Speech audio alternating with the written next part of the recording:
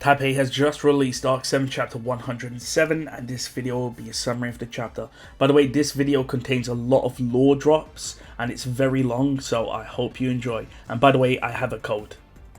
I could see from the demon mask that his cheeks were hardened.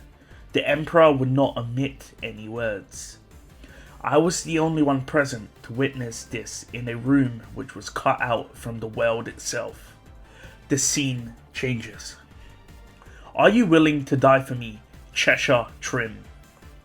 This was the first time they met.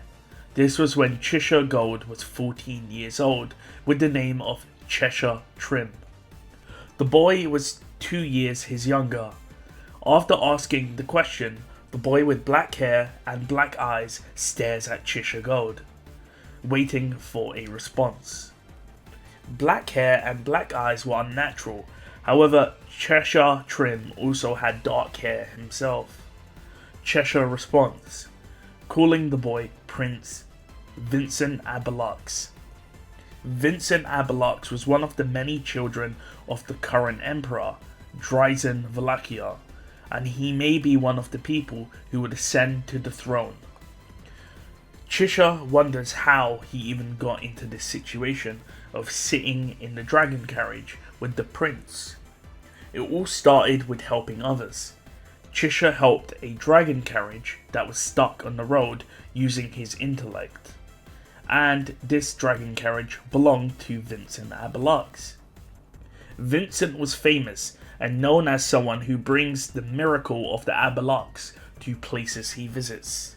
It all started when a vassal of the Abalux family started a rebellion, and at the time a 11-year-old Vincent took control of the military and routed the rebellion and eliminated the opposition.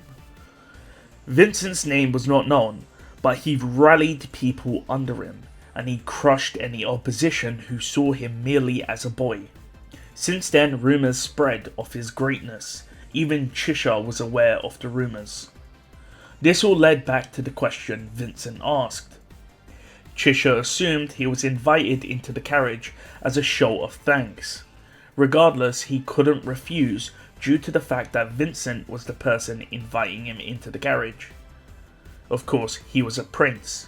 Vincent was previously betrayed by retainers, and his family was annihilated due to their rebellion. So it's expected that Vincent is distrustful of other people. As the silence loomed, Chisha knew it was disrespectful. Vincent was a prince, so of course it's natural to die for a prince if they ask. However, Chisha uttered the words that should never have been said, that he couldn't die for Vincent's sake. Chisha bowed his head and apologized. He lamented himself. It was due to his temperament that he was exiled from his village. He had to keep his emotions in check. This was a stupid way to die. However, Chisha had no regrets in the answer he gave. Vincent, however, replied that it was a good answer and that Chisha will now serve Vincent with those intentions in mind. Chisha is of course confused. Of course, Vincent is known to many as a man of no mercy. Vincent states that in the case of the recent rebellion, then that is the case as it's easy to rule by fear. After all, a life must die with efficiency.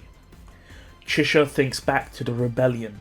Vincent had his enemies on the battlefield, torn apart alive, and their corpses were hung up and paraded. Other groups that also planned to rebel stopped after they saw what was happening to the soldiers, so they decided to not rebel in the end. Vincent asks Chisha what he wants, and Chisha says that he can help him get out of a ditch. And Vincent says that that will be satisfactory, as he will be getting into a lot of ditches in the future, and a failure to get out will result in death. Chisha comments on the fact that Vincent always keeps one eye open, and Vincent says that is it, stating that is the reason why Vincent won't execute Chisha for his rudeness and brashness. Chisha is confused. Vincent states that not everyone is smart as each other, so it's natural to have to explain things. The scene changes.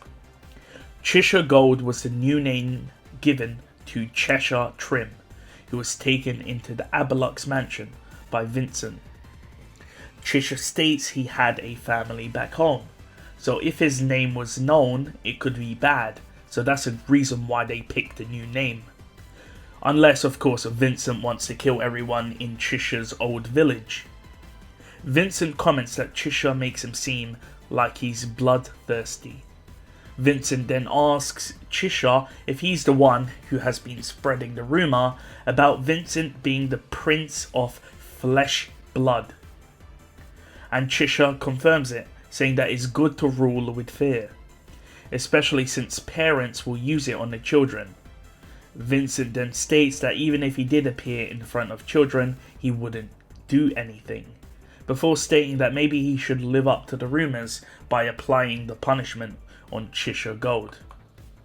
This exchange with Vincent is neither serious or joking.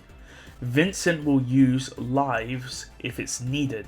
However, if it's not needed, Vincent will not do it. We see that the Gold family name belonged to the vassal family that rebelled. It was rumoured that Vincent only allowed one member of the family to survive, and therefore he gave Chisha the surname of Gold. Vincent then asks Chisha about the next ditch. Vincent was a pain as he would introduce problems and expect Chisha Gold to solve them. Vincent, despite having one head and two eyes, seemed to grapple with multiple things at the same time. Chisha would move around with Vincent, and they would solve problem after problem, without having time to fully learn different fields of work, well, in Chisha's case. Chisha is complimented on his learned information on flood control, before Vincent states that the previous minister should be executed for embezzlement. Chisha doesn't think that is necessary, but Vincent is decisive.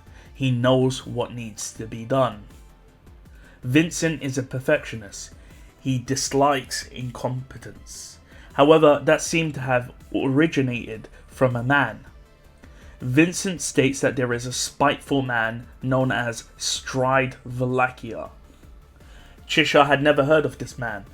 Vincent says that it's natural since the man had been erased from history. Chisha was interested in someone who was exiled from the royal family. Chisha knew of the imperial royal selection. Those with the blood of the emperor were qualified. However, that was not all. They also had to wield the Yang Sword Valakia and slay their siblings. Chisha mentions that if you renounce your right for the imperial selection, you'll live longer. However, Vincent states that its deception is mainly there to weed out the qualified who have no will to win the selection for the emperor.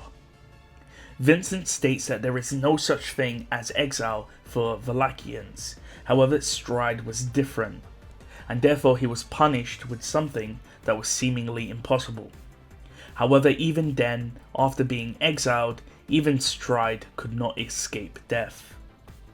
Chisha knows that Vincent would have detested Stride, since Vincent cared and wanted people to fulfill their roles and duties.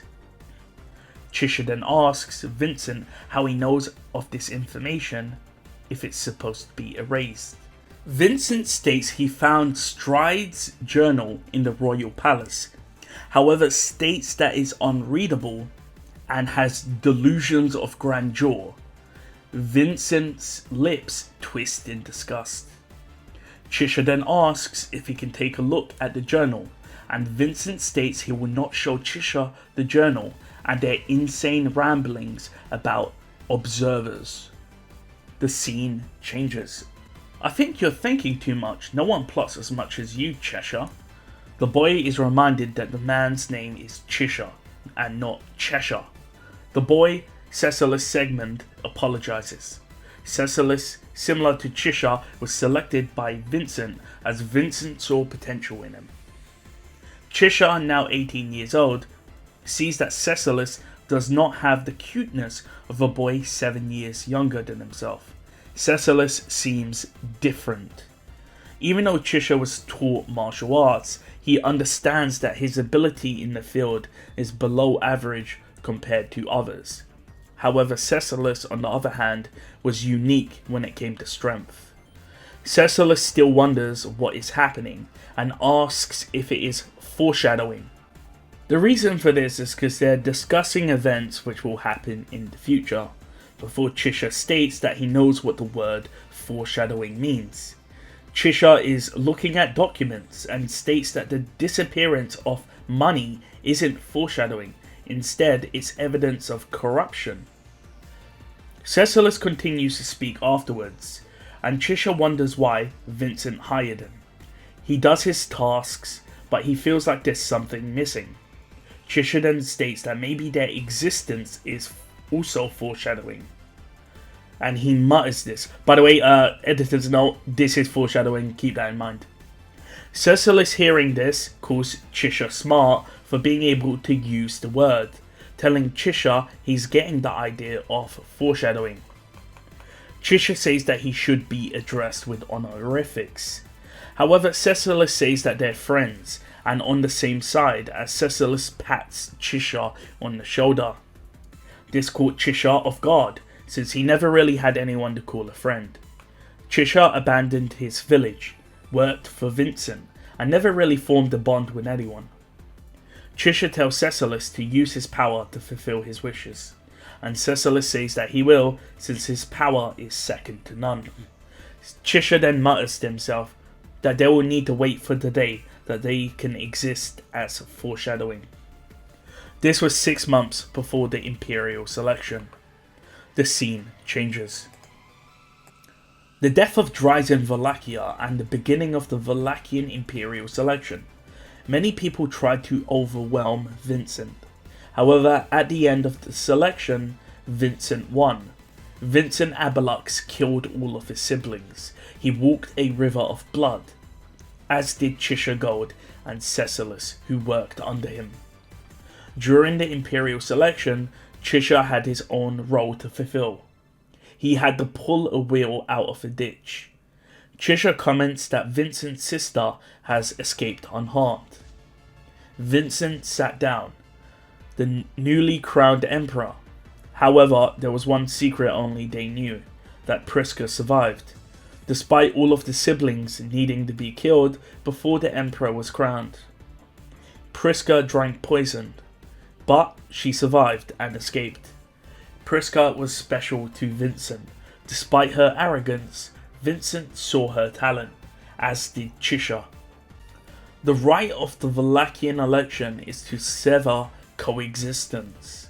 However, that rule was broken by Vincent Wallachia, who allowed Prisca to survive and escape, and that feeling made Chisha relieved. Vincent had not changed his mind since the day Chisha met him, years ago, so Chisha wonders why he kept Prisca alive. There must have been a purpose. After all, if Prisca was found alive, that would discredit the current emperor. However, this was not a rational decision. Vincent simply did not want to kill his sister, so Prisca was kept alive and Vincent was falsely crowned. Seeing this was pleasant for Chisha. During the election ceremony, Chisha nearly died to Arakia. Afterwards, his black hair lost its colour, and as a result he now wore white. However, during this he gained an ability to take on the colours of others. This was something he kept to himself, even from Vincent. Vincent, who had betrayed the way of Wallachia by saving his sister, tells Chisha his role will be the same even if he is now the emperor. And of course, Chisha Gold can't really leave since he knows the biggest secret of the empire.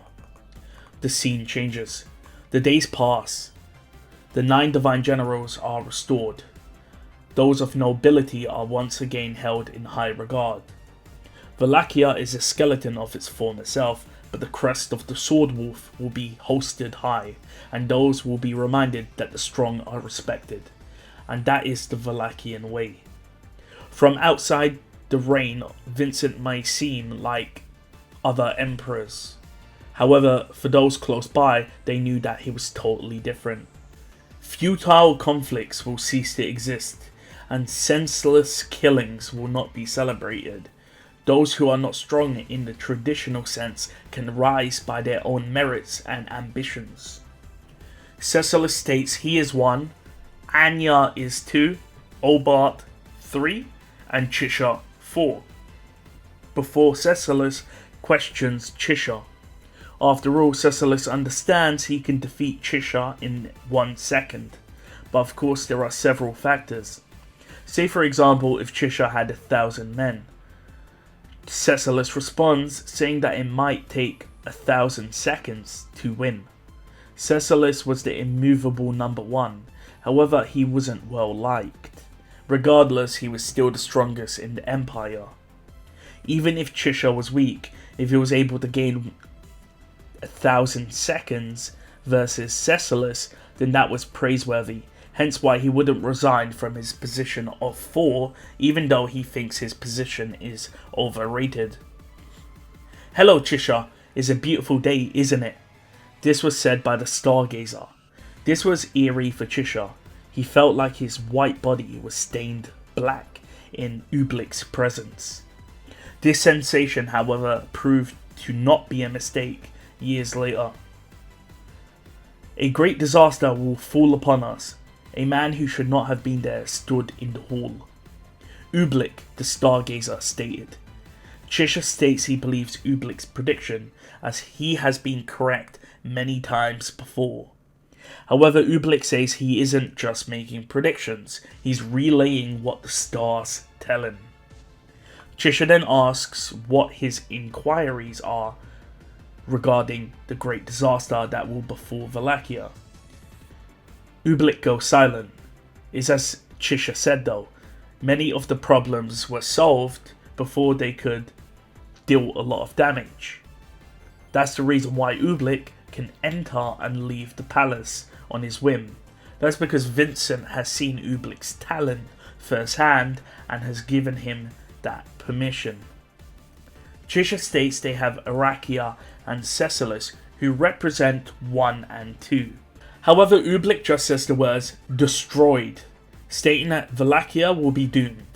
The plague will destroy Wallachia itself, a doom that not even the light can penetrate. Ublik states that the Yang sword cannot be used to its full potential. Hearing this, Chisha jumps forward and pulls out his iron fan. Vincent, however, calls Chisha off. Chisha states that Ublik knows things he shouldn't, and Ublik says he learned it from the stars. Vincent states that apparently the observers have stated that there will be a great disaster coming. Chisha, hearing this, asks about the word observers.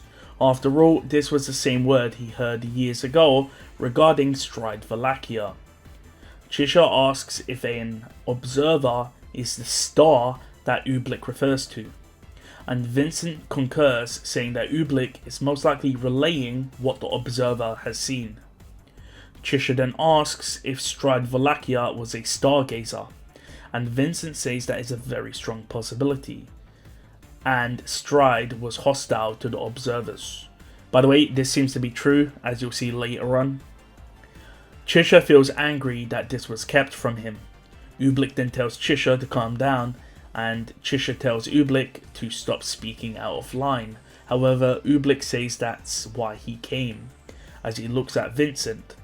Ublik once again starts the story, stating that the beginning of the mission, the great disaster, is the death of Vincent Wallachia. The scene changes. Ublik leaves the room, leaving the inner circle of the Emperor inside the room. They discuss the premonition. Ublik's predictions always happen.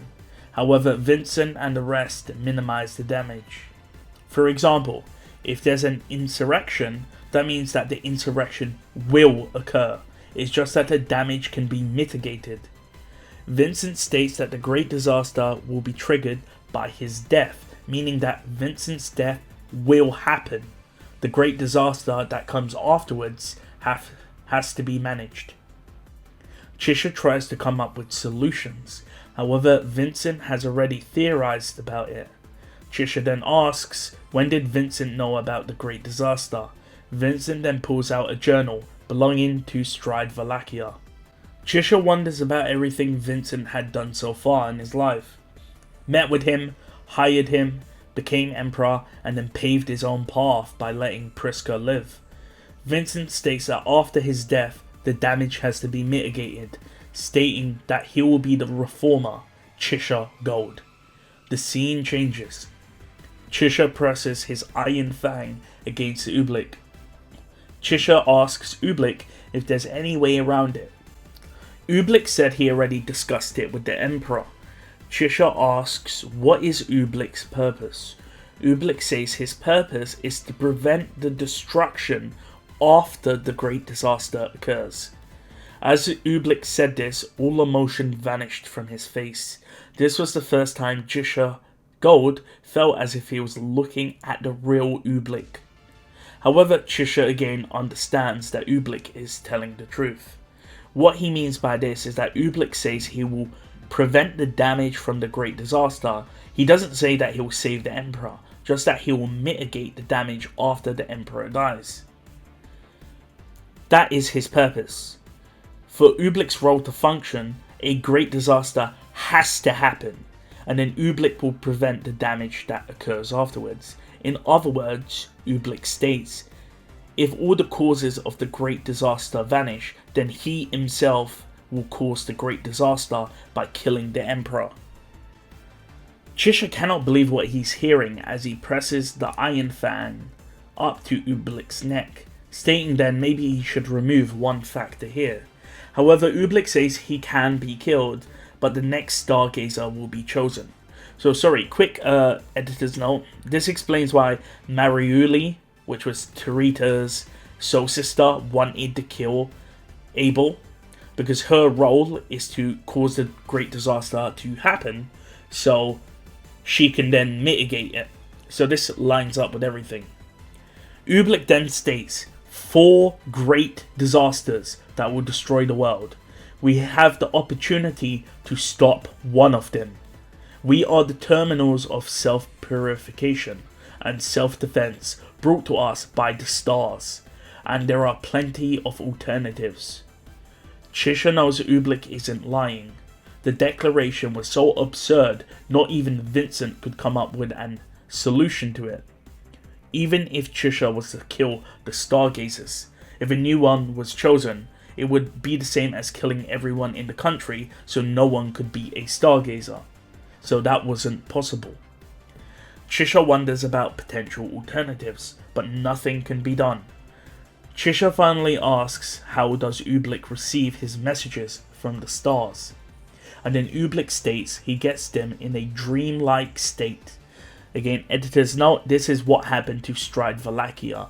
When he was in between life and death, he saw visions of the observers, and then he rebelled against the observers. So it does seem like Stradivarius was actually a stargazer. And then, of course, he died, and then a new stargazer is chosen. Ublik knows that Vincent Valakia will die in a certain place. Chisha, hearing this, wonders if this is the case, asking Ublik to think about it. As Ublik thinks, he wonders which Vincent Valakia he sees dies there. The scene changes. Chisha doesn't help people for the sake of helping people. He likes solving problems. Vincent Valakia believes he has everything figured out. Vincent Valakia has attempted to win life from a young child. Chisha was entrusted to learn under Vincent and be able to use the same intelligence as himself. The great disaster does not occur if Vincent Valakia lives. Chisha ridiculed this great disaster. It mocked everything he stood for. This is the reason why he pulled the wheel out of the ditch again, to mock this disaster. With that, Chisha mutters, "Foreshadowing." However, he wouldn't tell Cecilis this since he knows Cecilis would get excited. The scene changed. A white light dazzles the room and blood spurts. The man wearing the demon mask looks at the scene in front of him. The man who had been pierced lost all of his vital organs and slumped on the floor. No one can live with a heart pierced through. The man is dead. As Chisha Thrim as Chisha Gold, and as Vincent Valachia, the man died. That's what happened in the moment. The chapter ends. Okay, that was a very, very long chapter. It was 28,000 characters. So, for those wondering, a normal chapter is around 10,000 characters. So this was 3 times the length. So for those wondering what is going on. So, we know that Vincent knew from Stride's journal that the Great Disaster was coming. So, Vincent, since he was a little kid, already knew that he was destined to die to kickstart the Great Disaster. I'm assuming that meant he knew he would become emperor and everything, because the prophecy that must have been written in Stride's journal was the Great Disaster will start when Vincent Valachia dies. And of course Stride was a stargazer, because he had this sort of dreamlike vision in his EX stories. I can't remember which one. So, we know that. We also know that Oobleck stated that there will be 4 great disasters and they can stop one of them. So that means that, of course, this is going to be one of them. So, Vincent has to die, the great disaster will occur, and then they will mitigate the damage. So what is the great disaster? We don't know. But obviously, Chisha Gold, for those that don't understand Chisha Gold's reasoning, like why is he doing this? Why did he rebel against Vincent? Because it goes back to the start of the chapter when Vincent said, "Can you die for me?" And Chisha Gold said no. And even at the end of the chapter, after everything, Chisha Gold will not die for Vincent. He will die on his own terms. Chisha Gold, he sort of respects Vincent, because he's very, very smart. But the thing is, Vincent accepted his fate. Vincent accepted that he would die, and so, since he was younger, he sort of trained Chisha Gold to be the emperor after he died. So that was the whole purpose of Chisha Gold, to be the new emperor after Vincent Valachia died. However, Chisha Gold saw this as a problem, because, as he said before, Vincent's goal and role for Chisha Gold was to pull the tires out of the ditch. That's a metaphor. So it means that whenever Vincent has a problem, Chisha Gold will help to solve it. This was a problem that Vincent Valachia could not solve. However, Chisha Gold managed to solve the problem. He simply became Vincent Valachia, and he died at the end of the chapter, which means that the Stargazer prediction of Vincent Valachia dies has been fulfilled. However, the Vincent Valachia that died was Chisha Gold, rather than the real Vincent Valachia, if that makes sense. So Abel is still alive. Vincent Valachia has died, even though it was Chisha Gold. So obviously now the great disaster will happen because Vincent Valachia has died, in quotation marks, and Abel can now be the emperor and mitigate the great disaster that is going to happen. So, as for the other great disasters, I'm not too sure what's going on, but it does seem really weird about the idea of observers, and that the stargazers are ensuring that the disasters happen, which is really interesting. And the Witch Cult is against the observers, right? Because Stride Valachia joined the Witch Cult and he did not like the observers. So it's a bit weird with what's going on. But my summary cannot do this chapter justice. So if you made it this far, thank you. But this was such a great chapter. Chisha Gold is such a great character. It's unreal. I really cannot do it justice by sort of just talking about it. So, I mean, that's all we sort of know. Stride's journal had a sort of role here. And maybe this leads into one of the reasons why Vincent kept Priska alive. And it's also maybe one of the reasons why Vincent has never been seen using the Yang sword. because he betrayed the Valachian way by refusing to kill Priska. So maybe he's not worthy of pulling out the Yang sword. However, we can see that Priscilla can pull out the Yang sword and wield it. So I wouldn't be surprised if again, Priscilla does in fact become royalty instead of Abel at the end. Maybe Abel will join Subaru's camp. I don't know. We'll see what happens. But thank you for watching.